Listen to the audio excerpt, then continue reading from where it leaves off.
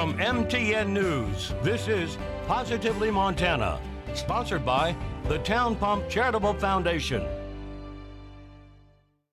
Hello, I'm Chet Lehman and welcome to Positively Montana, a collection of some of the best and most inspiring stories this week as presented by our MTN News team from across the state. One studio, dozens of students, and a passionate teacher with over 35 years of magical dance experience. And tummies in, shoulders down, chins up, smiles on. Then I started when I was 2. My sisters all say that I was born dancing. And second, now. It's a part of my soul, and just feel very, very blessed that I've been able to do it. I joke with my mom and say, hey, at least all those dance lessons paid off and I made it in a career. We went to Disney. They were only open for a couple of years. And I remember standing in front of the castle and holding my mom and dad's hand. And I was 6, and I'm telling them, someday I'm gonna dance on that stage. And 10 years later, I did. And I remember watching my parents out in the audience watching me, and it was pretty magical. I worked at Disney for 38 years. And I started there when I was 16. I was dancing in the parades and the shows. I moved to Montana, it'll be 2 years ago this week. It's crazy. I reached out to the community about a year ago, and I had this passion and this calling that I still wanted to do.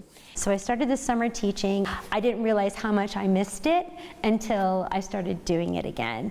And one student said something to me that hit home. She was like, Miss DC, you shared not only your passion for dance, but your passion for life. And you shared, sorry, I'm gonna cry, so much about yourself that it helped me be a better person. And that meant the world to me because I bring so much of myself to teaching that meant the world to me. So if I can bring a little bit of my passion, a little bit of my humor, a little bit of my life experiences, I look forward to seeing what these kids are going to grow up to be. My future that I would love to be able to do is to eventually open up a nonprofit here in Ennis. I would love to be able to give back to this community that's just, they've opened their arms to me and have been so wonderful. And so I never want a child not being able to do something because of financial means. It's very tough. I think that's what I've been brought here to Ennis to do, is to be able to do that. The skills learned on the floor or up at the bar are skills that they'll take outside of the dance class for the rest of their lives. In Ennis, Jane McDonald, MTN News. It is a homecoming fit for a hero right here at the Red Lodge Airport. Hundreds from the community came and welcomed home Dan Stephenson. He's a firefighter from Red Lodge who spent the last 60 days in a Salt Lake City hospital recovering from severe burns. But it was today that he was able to fly back into the state of Montana and come home. Lined on the taxiway, bright colors of red, white, and blue, and eager faces, all waiting for a hero to arrive.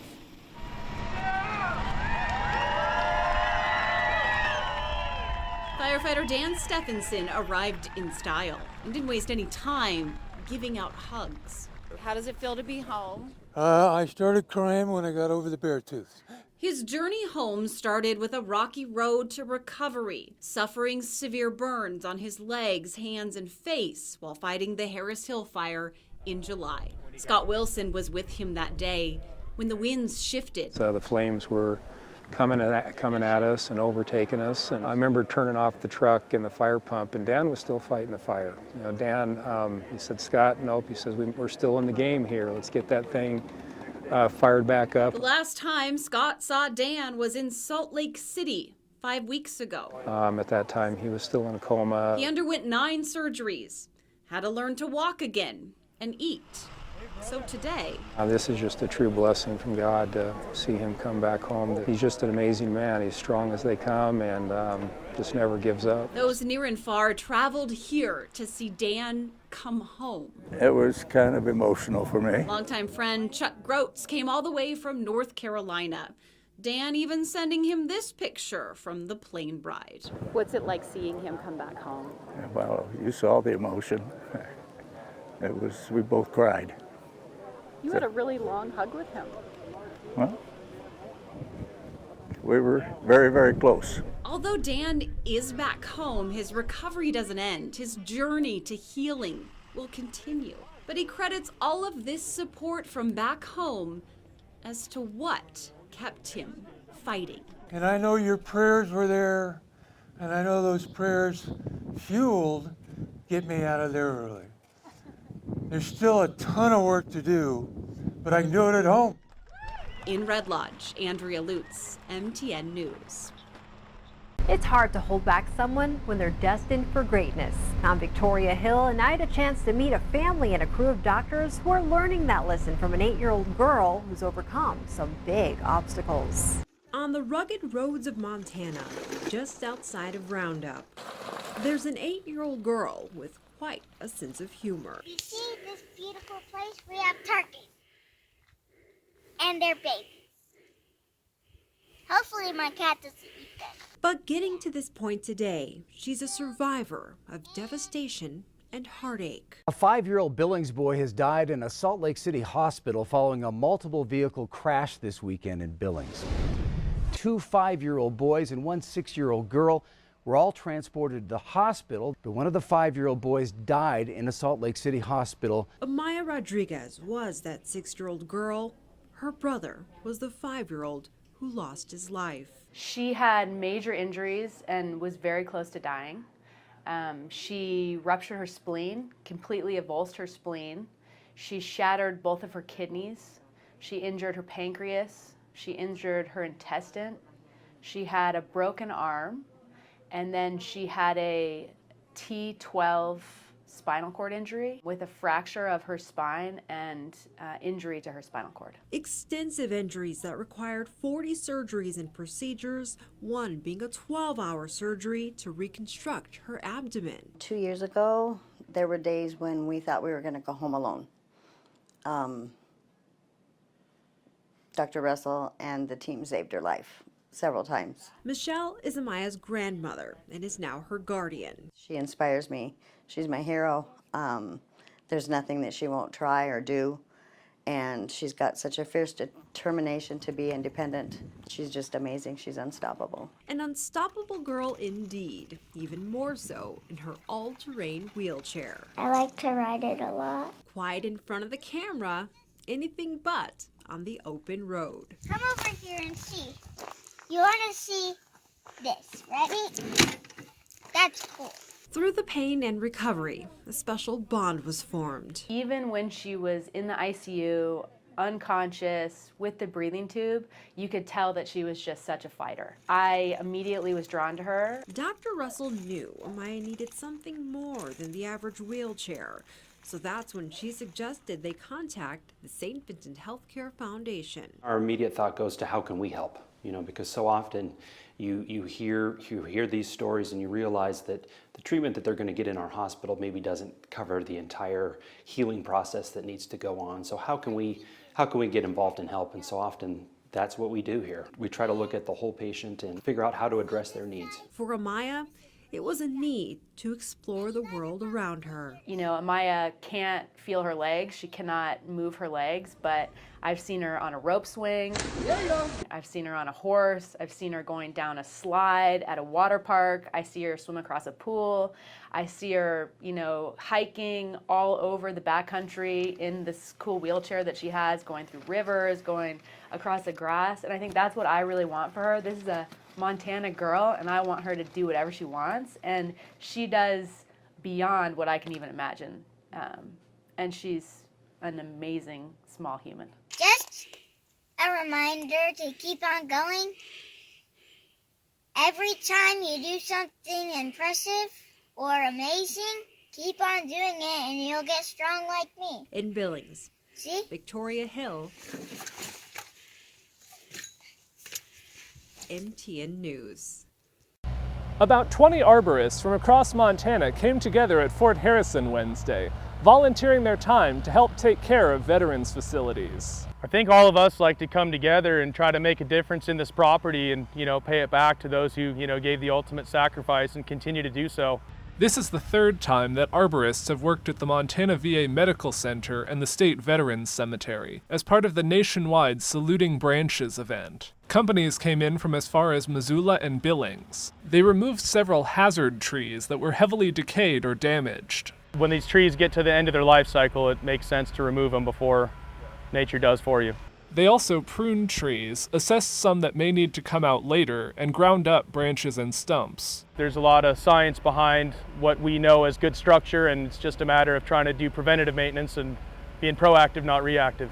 VA leaders said the program is a huge help for their 138 acres. It is beautifying our campus. It's saving us a tremendous amount of work and money in the long run. It just goes without saying we appreciate it beyond words. For many of the arborists participating, fall is one of the times they have the most work to do. So it's a extremely busy time of year, and again, I'm really grateful to everyone that came out to volunteer here. Usually, Saluting Branches occurs every year, but last year, because of COVID restrictions, they weren't able to do it at Fort Harrison. Leaders hope it'll be back to an annual event from now on. At Fort Harrison, Jonathan Amberian, MTN News. Welcome back to Positively Montana, sponsored by the Town Pump Charitable Foundation. School just started for a lot of districts, but already teachers and staff have been through a lot. But parents at Monforton wanted their educators to know they support them no matter what. And to let them know that we do appreciate them, we are grateful for them. And so we're able to give them a dinner, a night off from cooking, and spend time with their family. Tuesday, Monforton parents got together to buy pizza, salad, and ice cream for the teachers and staff within the district. It means the world. It just means that there's so much love and support at Monforton, and it's always been a close community, and I believe it always will be. And it's just different ways that they're proving that to us, that they're so supportive and are just really got our back. It may have been a small gesture, but it was a huge way everyone was able to come together. Based on the dispute going on with masks or no masks, we were able to come together as parents and just realize that we need to appreciate our teachers. They're coming to school no matter what. And for the teachers, the significance went beyond the food. It just shows that the community is looking out for us and hasn't forgotten us, and that we mean something to them and to the kids, and that we're valued. But the food in itself did have some significance. Pizza is life. I'll have some lunches, and then, you know, I usually don't buy ice cream for myself, so that's kind of special too, and it just helps a lot. 74 pizzas were given out, enough for each teacher, staff, bus driver, custodian, anyone who helps make day-to-day operations possible. Reporting at Monforton School, Annie Johnson, MTN News. We all know that nurses and healthcare workers have been on the front lines during this pandemic, and Savor and Graze, Montana offered 100 nurses free lunches on Wednesday. Part of our business model as a whole is being community involved, and so we were just thinking of a way, since COVID kind of did its resurge, that we could give back to the people that are really on the front lines of all of this. And so we partnered with one of our vendors, and we came up with this, and it worked out perfectly. Alexis Julian is the owner of Savor and Graze, Montana. She says her business model was founded to be able to offer Helena residents a healthier option for food. With Savor and Graze was just to create something outside of the norm of what was being offered, and I guess continuing to do that. Because we love what we do. Through the donation of over 100 meal boxes, Julian says that the increases in COVID-19 cases for the past few months brought her to donate to healthcare workers. I mean, we're watching it unfold every single day, and I think we heard a lot that it wasn't going to affect Montana, and we are seeing that it is, and even smaller areas like Helena. And so seeing them even today was wonderful. And through her donation, she brightened not just her day, but others. It feels incredibly generous, and I guess great. I'm grateful that we're able to do it. But then again, it is like a lot of people in the community that support us on a regular basis that are allowing us to be able to do that. In Helena, Jordan Johnson, MTN News. Whether you enjoy running to keep your health up to par or racing to make a difference, Helena Vigilante Running Club is making a difference in local schools. It's fun to be able to give back to the community. The community has been great supporters of running, and so anything that we can do to turn that back is just it's a good feeling, and I think everyone in the club and all of the runners who participate in our events like that feeling. Jeff Thomas is the vice president of the Helena Vigilante Running Club, and he says being able to fundraise money for Helena area school cross-country teams is a great way to give back, and how he fell in love with running. Well, I've been running since I was about 10 years old, so it was a natural progression to run with others out of high school and out of college. The Vigilante runners take to the Vigilante Stadium track to train every Tuesday, and Spirit leader and board member Emily Theisen says the running club is full of camaraderie regardless of speed. And this group is phenomenal, how it's all spectrums of speed and ability, but everyone is so supportive, and I just love that when you show up, it's never a bad day, even if it's hard. Theisen says being able to give back to the schools is what the team is all about. I think it's the best of both worlds. I have 2 daughters that are at Hawthorne, and I just think that if the more we can do for the environment and do it in a way that's fun and positive and healthy, that'll be a great thing to do as the Vigilante runners. The Helena Vigilante Running Club is holding a sun run October 2nd to raise money to give solar panels to Jim Darcy School as well as Central. In Helena, Jordan Johnson, MTN News. Everyone knows why Great Falls is called the Electric City. It's because of the hydroelectric dams like the one behind me. But not everyone knows the history behind them, and that's about to change thanks to a new book being released called Golden Kilowatts, which details the water power history in Montana. The dams that sit on the Missouri River have a lot of hidden history Montanans might not know about. Thanks to Butch Larkham's new book, Golden Kilowatts, which contains historical pictures showing construction of dams in Great Falls and across the state, that history is getting shared with the public for the first time. He got the idea when he found the pictures in a Northwestern Energy building when he worked for the company, and now he is partnering with them to help tell the stories of these Montana pillars that have been around for more than a century. So I went down into this basement of our old building in Butte and kind of dug through things and came up with the photos, and they were just incredible. I mean, the people using wagons and horses and manual labor to build these huge structures was just very interesting to me. Larkham says most of the pictures have never been published, so people will be looking at them for the first time, and some date back to before the 20th century, highlighting the very beginning of the state's water power system. I like trying to develop the story underneath some of these things and learning more about the early history of the Montana Power Company and how, the particular characters that were involved in the building of the dams. And, they're very interesting people and were very foresighted in a lot of ways, and so it was really interesting learning more about them. Part of the partnership with Northwestern Energy is using 100% of the funds and donating them to the Montana Historical Society and other historical organizations in the state. Larkham said the company was very supportive of his idea, and both wanted the money to go to a cause that could use it for similar projects and to share more of Montana's history with people. Community focus is really important to us. We have a strong community presence everywhere we serve. You think about the story of Great Falls growing up, producing energy, transporting it over the top of the Continental Divide down to Butte to help make copper, and in turn that copper helped electrify North America. It's a big part of Montana history. The book isn't the only one Larkham plans on writing, as he has another in the works and will focus on natural disasters in the state. For now, he is proud of Golden Kilowatts and the stories about Montana's water power history it will tell people. In Great Falls, Asher Lind, MTN News.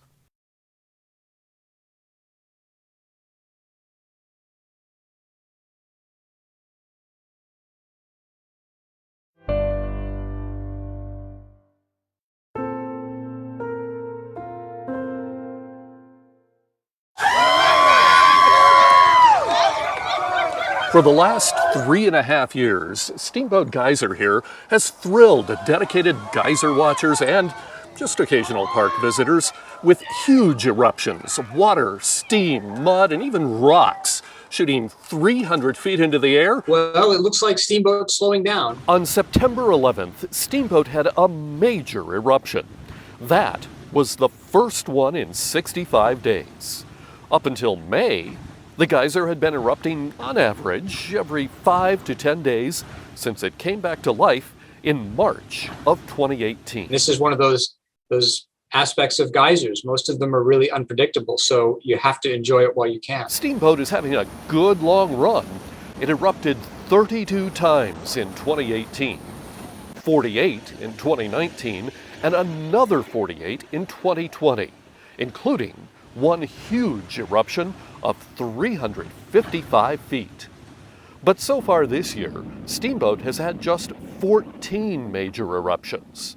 So what's happening? And there's no clear sign of what's different now versus the way it was 5 years ago. Or, for that matter, a century ago.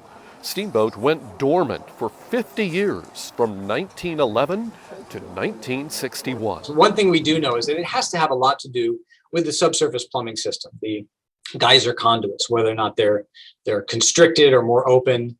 And that's something that is very difficult to understand because we just can't see down there. But Poland has a hunch. I still feel like water availability has to have something to do with it, having high levels of groundwater, because there was a lot more rain and snow a few years ago than there has been the last couple of years. The parking lot here at Norris Geyser Basin is busy today, as it has been for the last 3.5 years since Steamboat Geyser began erupting again.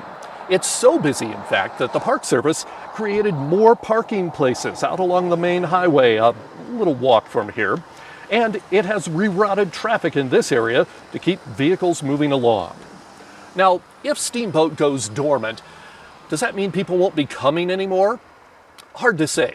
But Norris has always been a popular spot, and it is home to the most active geyser basin. So even if the big geyser isn't going off, there's still a lot to see. In Yellowstone National Park, John Shearer, MTN News. Hope you enjoyed Positively Montana, people making a difference for others and doing what's right. If you have an idea for a Positively Montana story, please contact your local MTN News station.